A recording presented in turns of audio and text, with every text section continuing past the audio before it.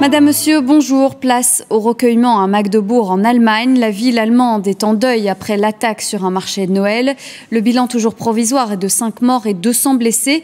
Après l'émotion et le choc, les habitants de cette ville du Nord-Est ont rendu hommage aux victimes lors d'une cérémonie hier soir dans une cathédrale d'ailleurs bondée. Un moment évidemment fort en émotion. Nathalie Massard. Sous une pluie battante, quelques 2000 personnes ont rejoint la cathédrale de Magdebourg pour une cérémonie à la mémoire des victimes. L'office religieux a débuté à 19h03 précise, heure de l'attentat de la veille sur le marché de Noël. En présence des proches des victimes, de secouristes, des autorités du Land, mais aussi du président et du chancelier allemand, un moment chargé d'une grande émotion. Comment expliquer à nos enfants ce qui s'est passé ?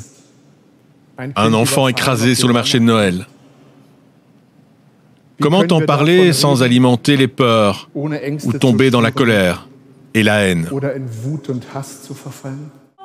À l'extérieur de la cathédrale de Magdebourg, beaucoup de monde, beaucoup de tristesse aussi pour suivre la cérémonie sur l'écran dressé pour l'occasion. Des larmes, des sanglots, de l'incompréhension parfois qui se lit sur les visages. Une foule endeuillée, la lueur des bougies en main qui brille dans la nuit. C'est choquant, triste, surprenant qu'une telle chose se produise ici à Magdebourg. C'est surtout triste.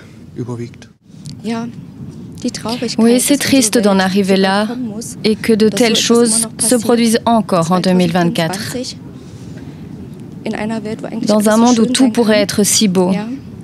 Oui, et c'est surtout triste.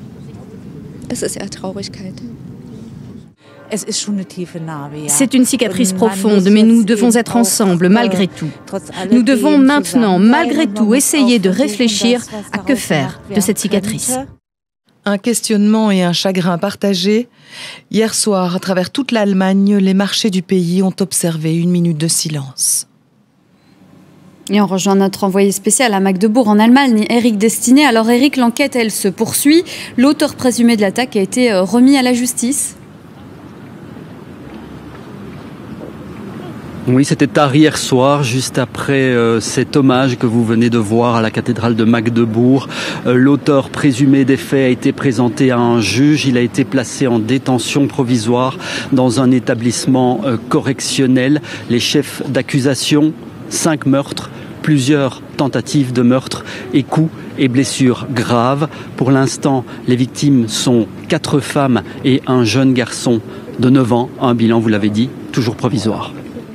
Et Éric, les autorités allemandes sont aussi la source de nombreuses critiques. Certains se demandent si cette attaque n'aurait pas pu être évitée.